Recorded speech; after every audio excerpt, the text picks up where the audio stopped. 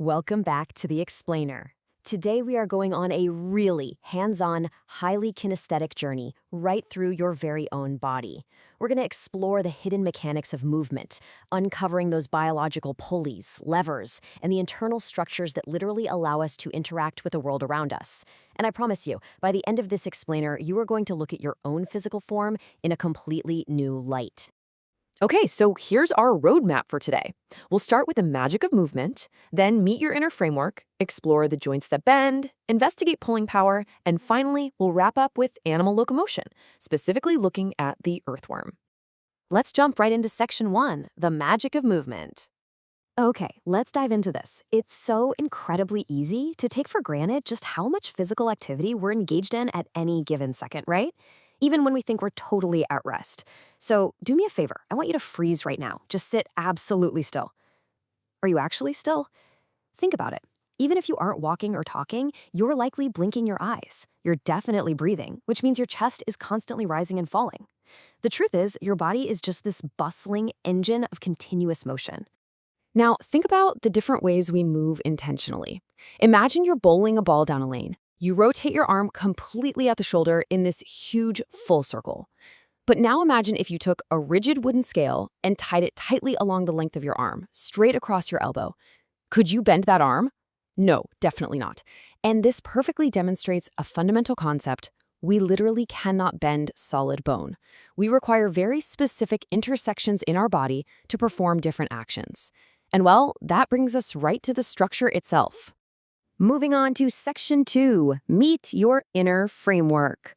So, bones are the rigid structures that give our body shape, protect our delicate organs, and allow us to physically stand up and fight gravity every single day. Your skeleton is essentially the biological scaffolding of the human body. But what's really fascinating here is that this framework actually changes as we grow. You'd probably think you gain bones as you get bigger, right? But it's actually the exact opposite. When you're born, your human skeleton is made up of around 305 bones, but by the time we reach adulthood, that number drops down to 206. Crazy, right? It happens because, over time, certain separate bones slowly fuse together into single, much stronger units. Now, you might be wondering, how do we even know what's going on under our skin in the first place? I mean, we can feel around, sure, but we only truly know the precise shapes of things like our ankle and knee joints, thanks to the absolutely brilliant medical tool of the X-ray. When people have accidents or injuries, doctors use X-ray images to completely bypass the skin and muscle, instantly revealing the exact architecture of the bone structures hiding right beneath. I want you to try something else for a second. Stand up or just lean forward in your chair and try to touch your toes without bending your knees.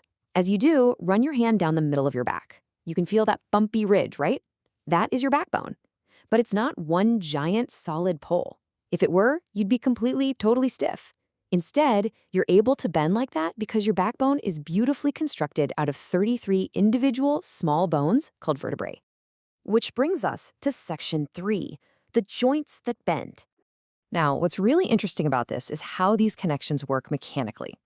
Imagine a super simple DIY model. You've got a paper cylinder attached to a rubber ball, and that ball is sitting inside a bowl.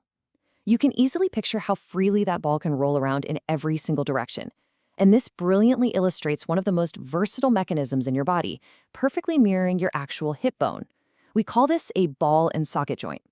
The rounded end of one bone perfectly fits right into the hollow cavity of another, which allows your arms and legs to swing in these wide, circular, multi-directional movements.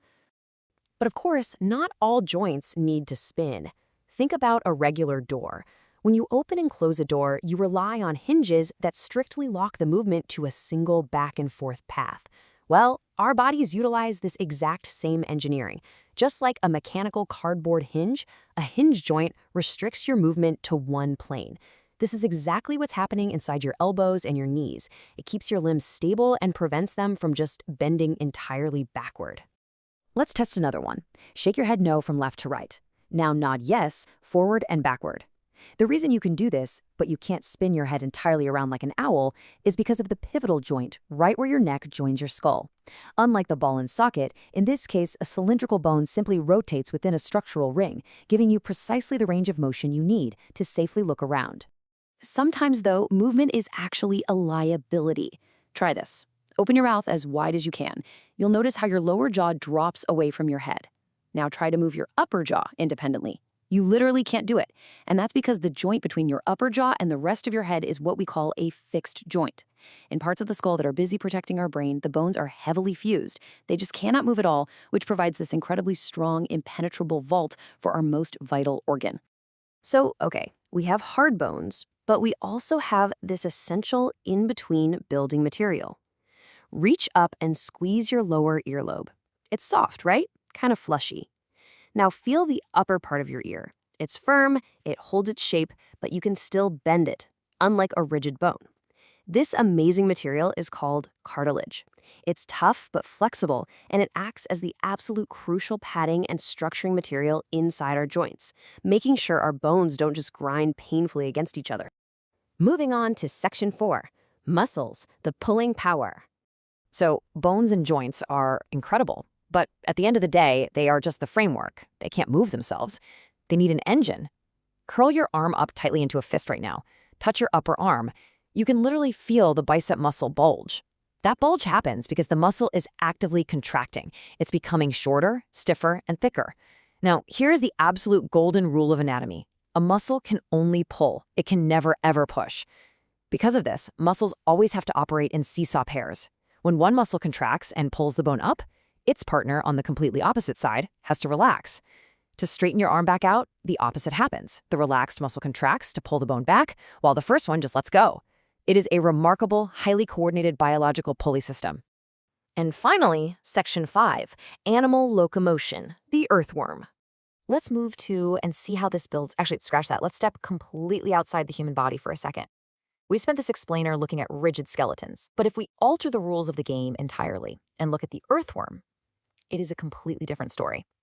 Humans rely on bones pulled by muscles. The earthworm, incredibly enough, navigates its entire world without a single bone in its body. It relies entirely on a complex system of muscles and these tiny microscopic structures called bristles. Since it totally lacks a skeletal lever system, the earthworm uses this absolute genius alternative to walking. Its body is basically made of many rings joined end to end. First, it secretes a slimy substance just to reduce friction. Then it uses muscles to extend the front part of its body forward. Underneath, tiny hair-like bristles grip the soil, firmly fixing that front end to the ground. Finally, it releases its rear end, contracts its muscles to shorten its body, and essentially pulls its back half forward to catch up. Expand, grip, pull. Expand, grip, pull.